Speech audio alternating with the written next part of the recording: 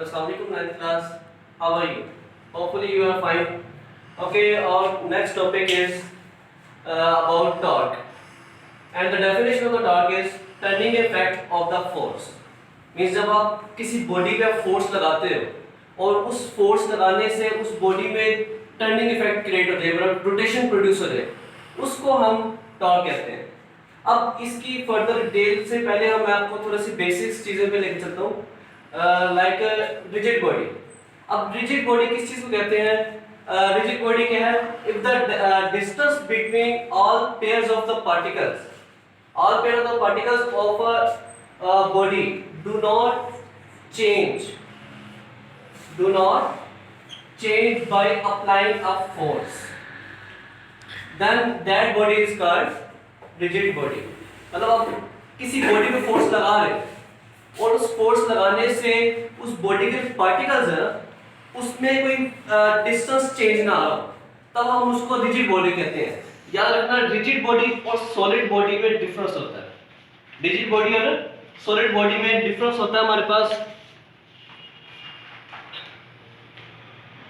Like ये देखो, ये हमारे पास ये मार्कर है, इसको मैं यहाँ पे फोर्स लगा रहा हूँ, इस साइड से लगा रहा हूँ, इस साइड से लगा रहा हूँ. अगर ये बेंड नहीं हो रहा, इसके पार्टिकल्स आपस में कहीं डिस्टेंस के चेंज नहीं हो रहा, जो कि नहीं हो रहा, तो ये रिजिड है. सॉलिड भी है, लेकिन अब इसको देखो, क्या ये सॉलिड है? यस. लेकिन इसमें अब मैं इस तरह पे फोर्स लगा रहा हूँ, लेकिन क्या हो रहा है? ये पार्टिकल्स चेंज हो रहे हैं, ये पार्टिकल्स इस पार्टिकल के करीब आ रहे हैं, दूर जा रहे हैं, इस तरह से हो रहा है. तो ये सॉलिड का है बट रिजिड नहीं है. ओके, तो डेफिनेशन होगी रिजिड बॉडी की आपकी. अब नेक्स्ट चलते हैं एक्सिस ऑफ रोटेशन. नेम से आपको थोड़ा आइडिया हो रहा होगा ये क्या चीज है. एक्सिस है जिसको आप कहते हैं कि लाइन होती है. अब ऑफ रोटेशन मतलब आप जब बॉडी पे फोर्स लगा रहे हो, जैसे हमारी डेफिनेशन है कि बॉडी में क्या प्रोड्यूस हो रही है? टर्निंग इफेक्ट प्रोड्यूस हो रहा है, मतलब रोटेशन प्रोड्यूस हो रहा है. तो उस रोटेशन वो किसी एक स्पेसिफिक लाइन के अबाउट वो रोटेशन होती है, उस लाइन को हम एक्सिस ऑफ रोटेशन कहते हैं. Let's move towards the definition. A straight line passing through the points of a rotating rigid body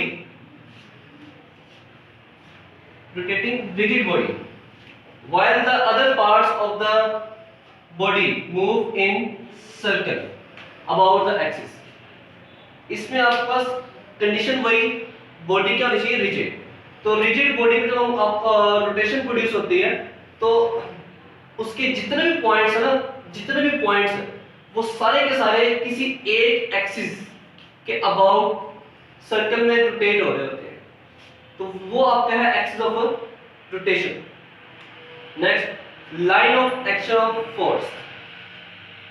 ये नेम आपको बता रहा है. लाइन एक ऐसी लाइन होगी जिसपे क्या हो रही है?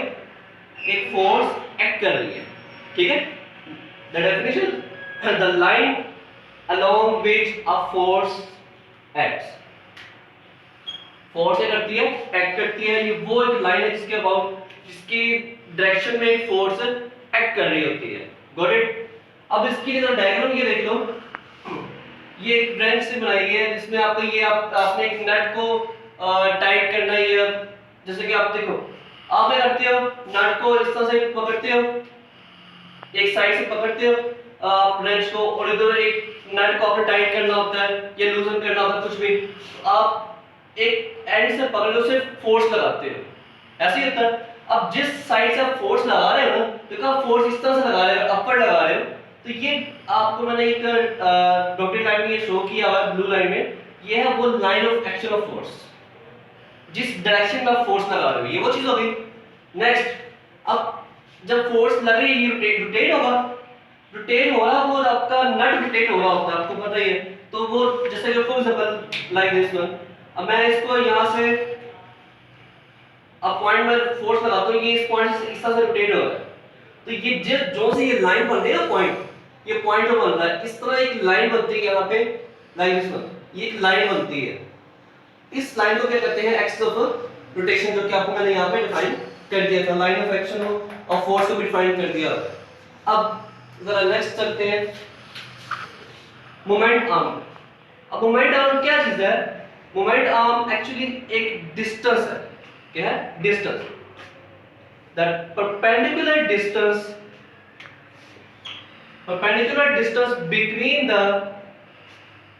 Axis of rotation and line of action of a force. ये वो परपेंडिकुलर डिस्टेंस होता है जो कि इन दोनों points line of action of force और आपकी एक्सिस रोटेशन के दरमियान में बनता है. Like this one. ये आपकी एक्सिस रोटेशन ऑफ फोर्स है. ये line of action of force. ये इनके दरमियान में डिस्टेंस है. एक्सिस ऑफ रोटेशन और line of action of force के दरमियान में जो डिस्टेंस बन रहा होता है उसे हम मोमेंट आर्म कहते हैं. Got it? अच्छा, बाय द वे यहाँ पे परपेंडिकुलर लिखने का एक मकसद है, जिसका मकसद मैं आपको सिर्फ इतना सा कह सकता हूँ आप लोग के लिए इस वक्त कि परपेंडिकुलर कहने का मकसद ये होता है कि ये शॉर्टेस्ट डिस्टेंस होता है. क्या होता है? Shortest distance.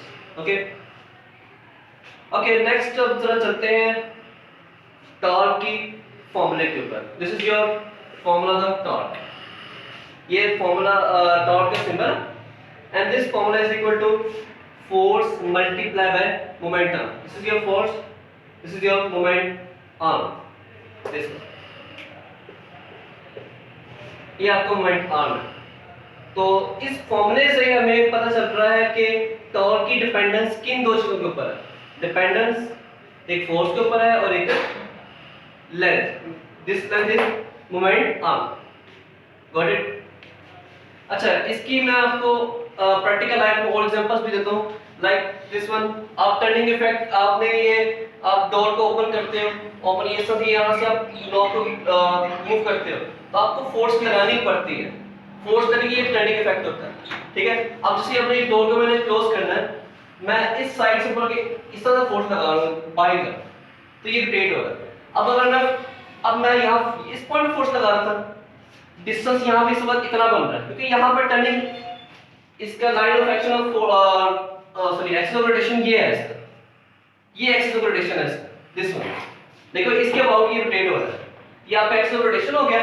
Line of action of force ये हो गई ये इस मार्कर की डायरेक्शन में. अब मैं यहाँ फोर्स लगा रहा हूँ, बड़ी इजीली क्लोज हो रहा है. ओके तो सर अब मैं फोर्स थोड़ी यहाँ से लगाऊंगा. आप प्रैक्टिकली जरा करके देखना, अब आपको फोर्स थोड़ी ज्यादा लगेगी. अब देखो जब मैं यहाँ पे फोर्स लगा रहा था ना तो डिस्टेंस मेरा क्या हो गया, इसके उसके दरमियान में बहुत कम हो गया.